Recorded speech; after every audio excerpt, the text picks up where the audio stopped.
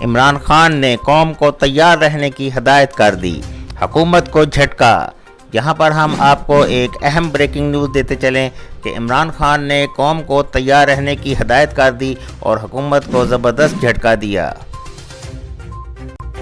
پاکستان تحریک انصاف کے چیئرمین اور سابق وزیر اعظم عمران خان نے پارٹی اور عوام کو آخری کال کے لیے تیار رہنے کی ہدایت کر دی۔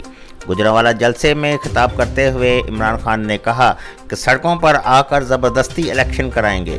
ملک پر مسلط چور اور ڈاکو کسی بھی طرح سے مجھے راستے سے ہٹانا چاہتے ہیں۔